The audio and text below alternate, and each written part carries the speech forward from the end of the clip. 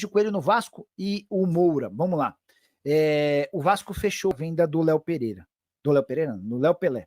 Era uma carta, era uma bola cantada, porque o Léo não tinha mais clima para ficar. Ele autorizou o empresário dele a oferecer para vários clubes. Foi sugerido no Palmeiras, foi sugerido em um monte de time.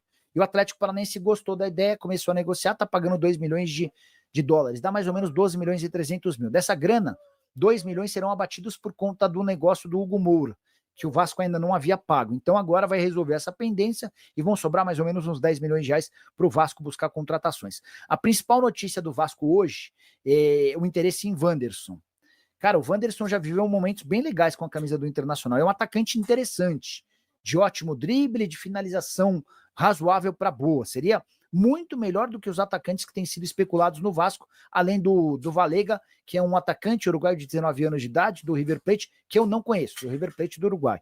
Esse eu confesso não conheço. O Vasco tem tratativas avançadas e a própria imprensa do Uruguai já dá essa negociação como mais avançada, tá? Se com Wanderson e La Vega, você teria a possibilidade de 2 jogadores mais desequilibrantes para o lado. O Vinícius Gomes, que está todo dia com a gente. Boa noite, Nicola. Notícias dos gregos no Vasco. Vinícius, não teremos notícia tão cedo assim, tá? O que pode acontecer mais rápido é o Marinacos assinar com o São Paulo. O São Paulo espera pela assinatura do acordo para venda de parte da base de Cotia em janeiro. Já o processo com o Vasco demanda mais tempo. O Marinacos teve acesso a todos os documentos do acordo com a CAP, que representa a 777, das dívidas, e isso tudo está sendo analisado e estudado. Eu já contei para vocês que se dependesse do filho do Evangelos Marinacos, o Miltíades Marinacos, o acordo seria com o Vasco. O moleque quer porque quer morar no Rio de Janeiro e ser dono do Vasco. Mas tanto o Evangelos Marinacos quanto o Edu Gaspar, que foi contratado para ser CEO do clube, eles preferem um acordo com o São Paulo. Um acordo com um clube que não envolveria dívidas, até porque a base do São Paulo não tem dívidas, em que o investimento facilmente pode ser recuperado, tá bom? Na sua opinião, Balbuena ou Davi Luiz para o Vasco? Cara, o Balbuena tem contrato por mais 6 meses no Dinamo Moscou.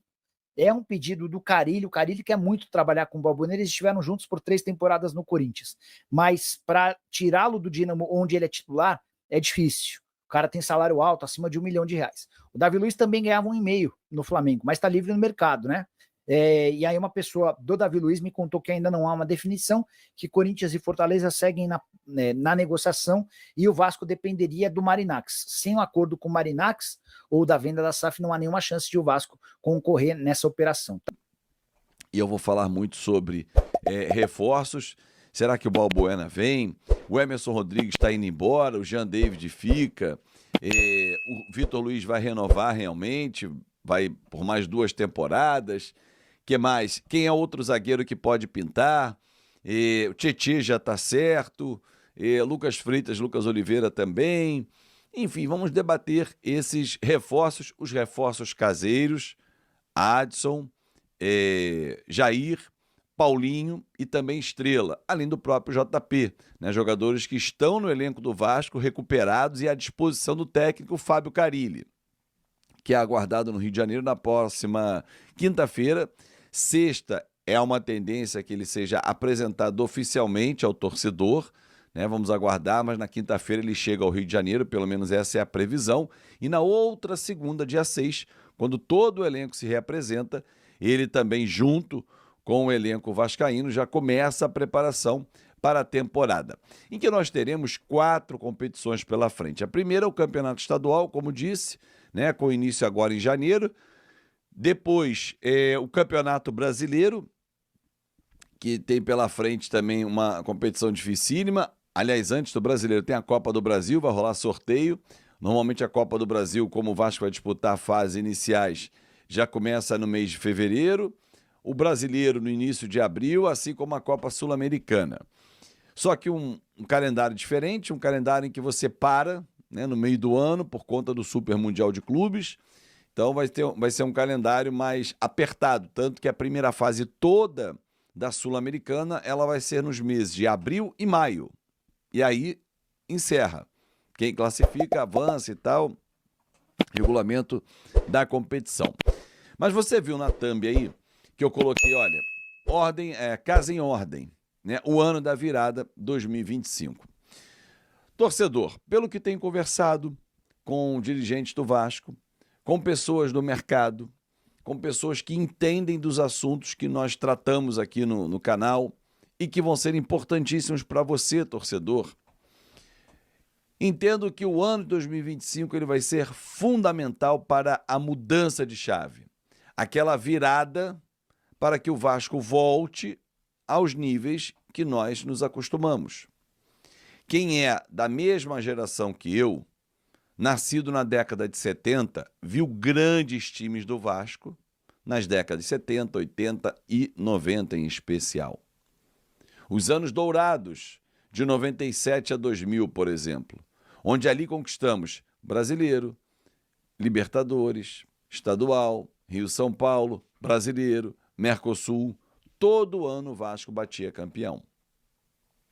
Só que para voltar a figurar na parte alta da tabela de uma competição, no topo das competições, onde o Vasco sempre se acostumou a viver, precisa estar com a casa em ordem e, principalmente, como consequência, dinheiro em caixa. Para que isso possa acontecer, o Vasco precisa se reorganizar. Óbvio que você, torcedor, já ouviu isso inúmeras vezes de diversos políticos que passaram por lá. Mas eu não me canso de lembrar a você, torcedor, que muitos desses políticos que hoje tentam enganar o torcedor com narrativas, com retóricas que são fantasiosas e principalmente contrárias à mudança que quer ser implementada pela atual gestão, seja ela a recuperação judicial, seja ela a melhora da empresa para poder vender para um futuro investidor, esses políticos que estão no Vasco há muitos e muitos anos foram os que afundaram a parte financeira do clube. É só você fazer um exercício, torcedor. O Vasco tem, quer ver um exemplo? 300 conselheiros, 150 que são natos, aqueles conselheiros que são vitalícios até a morte, e 150 eleitos. Pega um exercício fácil. Quantos desses conselheiros natos estavam nas gestões de Roberto Dinamite, Eurico Miranda, Alexandre Campelo, Jorge Salgado? Vou pegar um recorte de 20 anos para cá. Quantos deles aprovaram as contas desses presidentes? Ou você acha que uma dívida de R$1 bilhão, ela se inicia assim, olha, hoje 30 de dezembro, eu estou devendo R$1 milhão só. Mas quando virar o ano, vira 1 bilhão. Você acha que é assim? Curioso, né? Porque não há, na história do Vasco, nenhum presidente com conta reprovada. Ah, teve reprovação, com ressalva, corrigiu, tudo aprovado. Todo mundo, ó, bateu palminha. E agora quer vir a público para dizer o que tem que fazer. E muitos desses atores políticos tiveram caneta na mão e nada fizeram. Eu trouxe aqui o Dr. Pedro Teixeira, vou deixar inclusive aqui o vídeo aqui em cima, agora no final desse vídeo, para você, se você não viu essa live, que é uma aula. Um advogado especialista em falência, recuperação judicial ou extrajudicial, falando sobre a nossa saída. E o mais legal é que ele não é Vasco. Então está inteiramente à vontade, não está, ele é Vasco, ele tem um interesse. Não. Deu uma aula do Dr. Pedro sobre o caminho que o Vasco tem que tomar.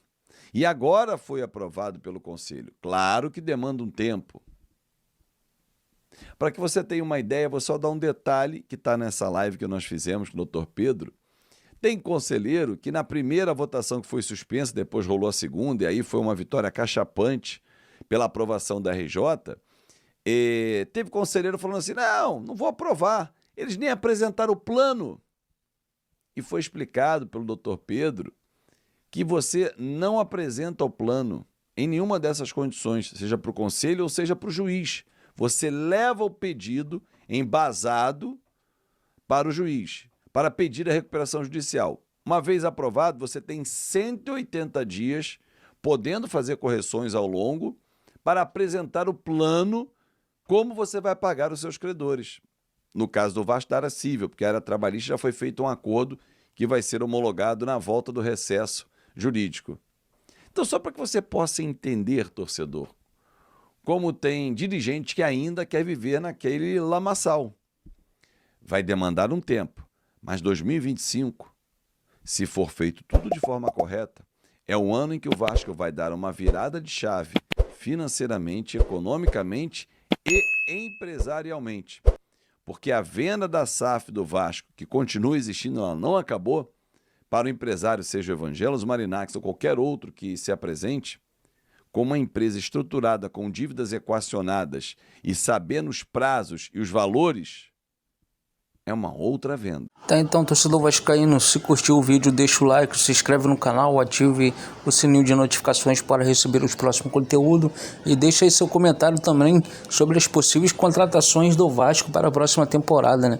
Vasco interessado aí no atacante Wanderson do Internacional, jogador que se destacou muito bem na equipe gaúcha, e o Vasco está interessado na contratação do jogador.